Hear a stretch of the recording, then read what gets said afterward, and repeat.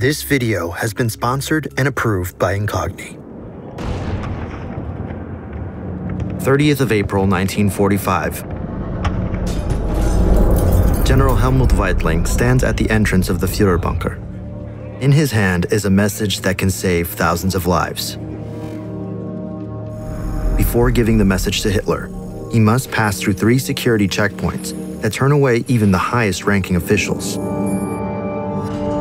Around him, Berlin is collapsing. Failure is not an option. Walking down the corridor, he sees the first guard checkpoint. He hands the soldier sitting at the desk his identification and says, "I'm General Helmut Weidling. I urgently need to see the Führer." Weidling gets a nod of approval. The soldier gives a 2-tap code, and the hermetic seal is broken. Weidling walks in. The easiest checkpoint is passed, but as he moves closer to Hitler, the security only grows stricter. General Weidling has just entered the first area known as the Fuhrerbunker. Before he can deliver the message, he'll have to pass by 2 more checkpoints. Underneath him is a floor that is 8.5 feet deep, made of concrete. Above him, the ceiling is 9 feet thick. Even though they might be protected from bombs, it's the thought of capture that creates intense fear and anxiety inside. The American and British forces are advancing rapidly through Western Germany, capturing critical major cities Munich, Nuremberg, and Hamburg. The Nazis' position is becoming weaker by the day. The first section of the Fuhrerbunker holds a huge air purification system running constantly, giving the underground city its breathing power and preventing gas attacks. The dining area lies along the corridor, right next to the kitchen, where meals are prepared for everyone, including Hitler's vegetarian dishes. Next is the storage and food pantry. With the city surrounded, Weidling knows the bunker's rations will soon be depleted. Down the hallway, he focuses on the next security checkpoint, the entrance to the Fuhrerbunker where Hitler and his most important Nazis live.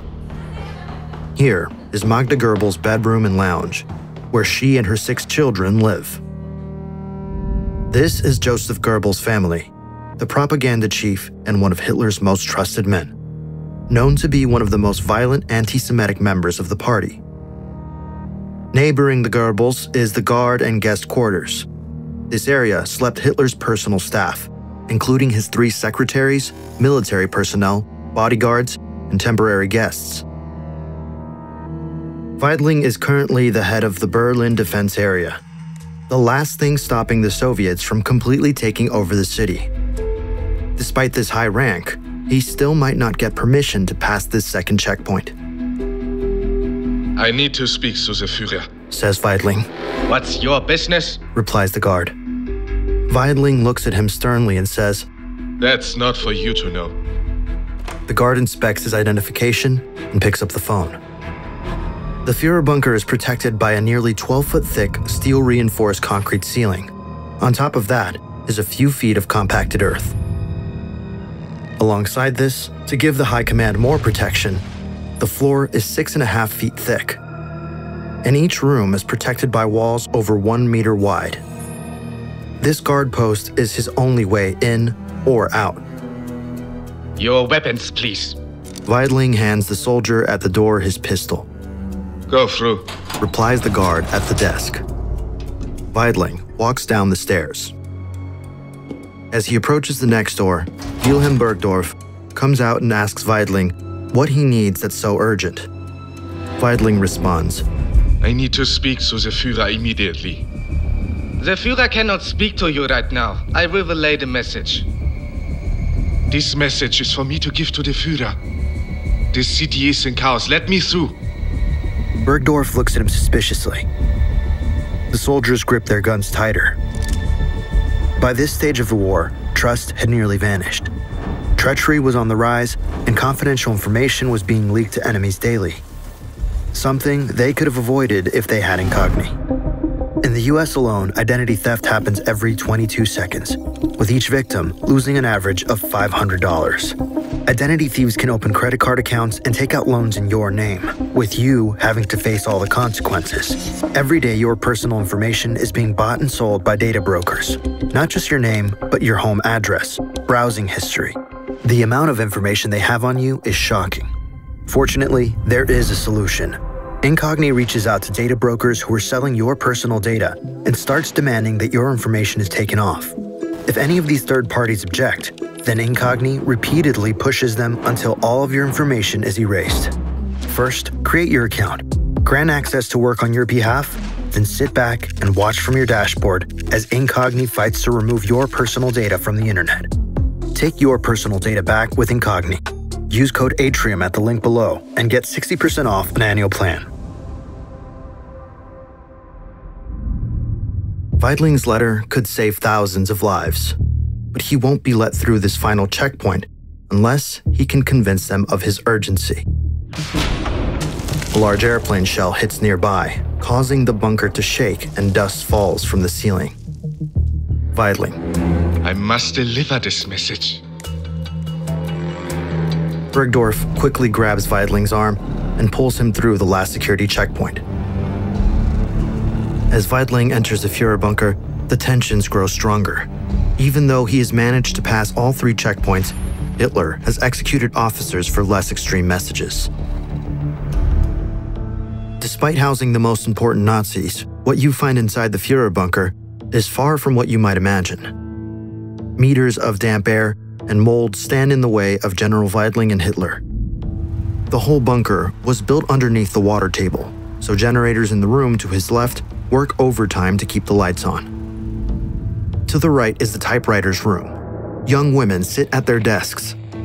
Not even a week ago, they were transcribing orders and working diligently, but now they sit idly. The men pierce their gaze up and see into the furthest room. A man begins walking towards them. Initially, this room was one of the staff bedrooms, but it's been taken over by the man approaching. Inside, there's a small single bed, desk, and closet.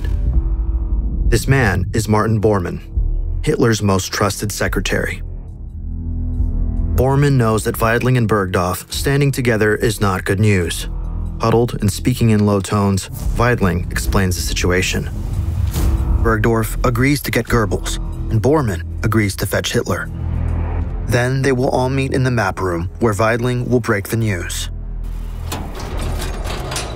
On the walls of this corridor hang paintings espousing the Nazi ideology that is crumbling outside.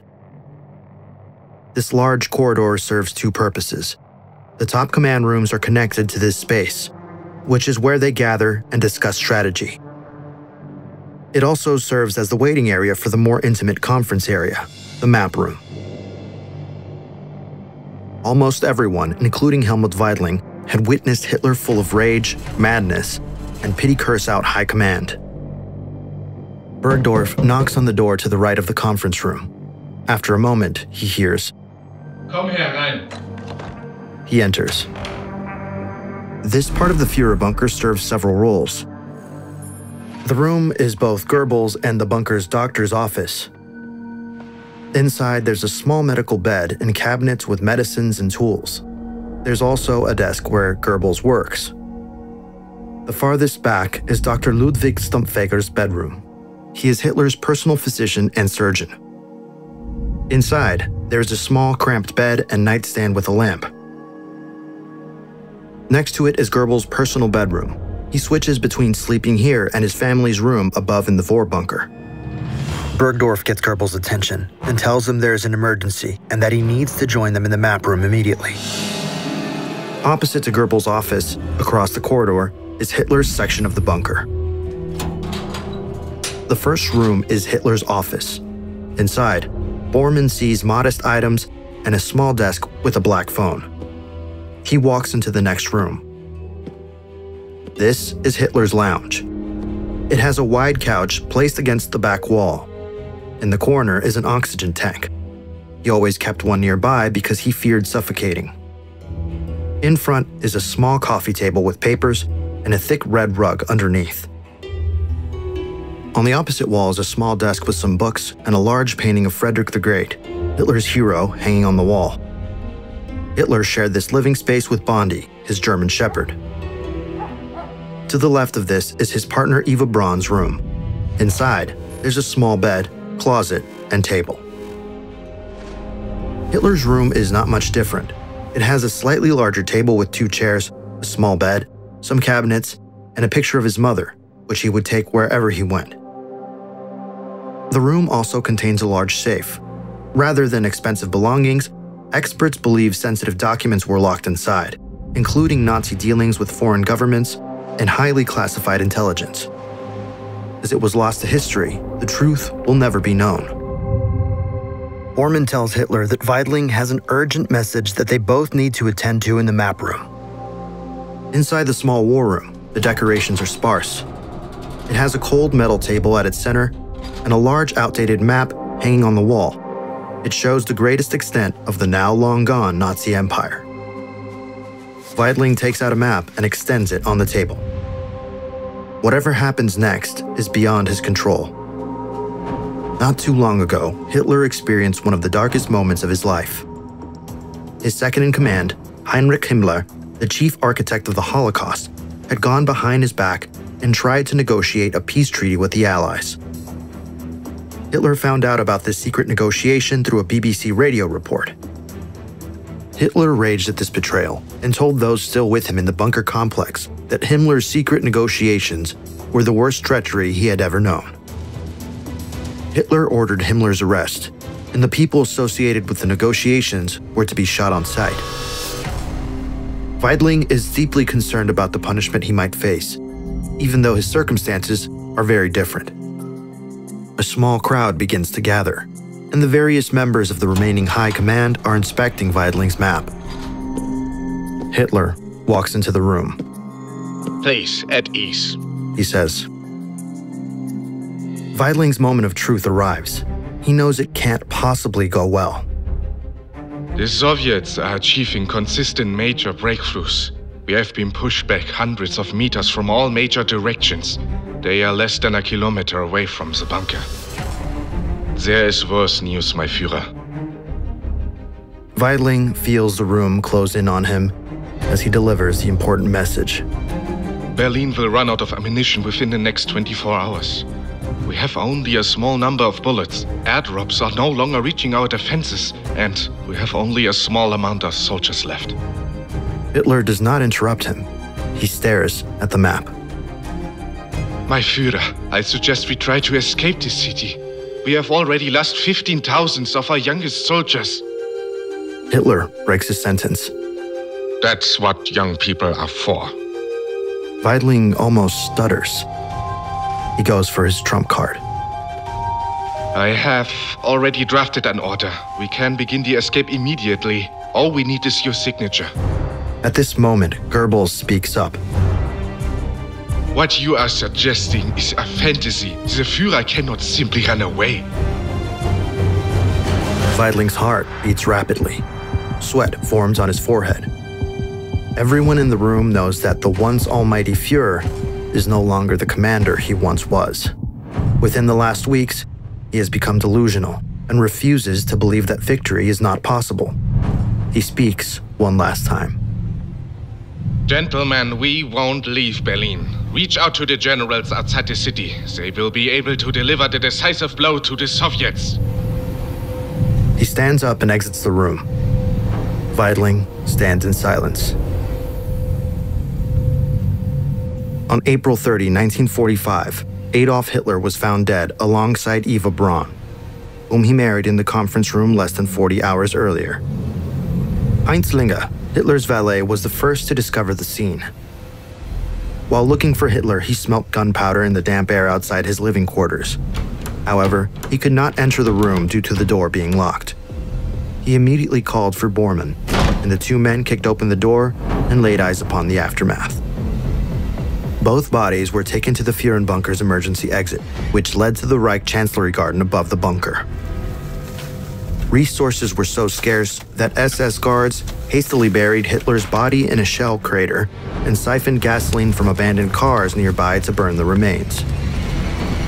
Once the fire had died down, the leftovers were buried with mud and dirt to conceal them entirely. In the hours that followed, several high-ranking Nazi officials in the bunker also refused to surrender. This includes Joseph Goebbels, the Minister of Propaganda, who manipulated the entire country, laid to rest his 6 innocent children before himself alongside his wife, Magda. General Weidling decided to surrender, hoping to save the remaining lives under his command. On May 2nd, he ordered the last defenders of Berlin to lay down their arms. However, isolated groups of German troops without this knowledge continued to resist until the unconditional surrender on May 7th. The structure that once housed Nazi Germany's high command was blown up by Soviet and later East German forces in the post-war years. However, because of its robust design, some of it still remains today, dismantled and abandoned. The man responsible for the deaths of 6 million Jews, 2 million Poles, 3 million Soviet prisoners of war alongside the destruction of Europe was unceremoniously buried in an unmarked grave that today is a parking lot.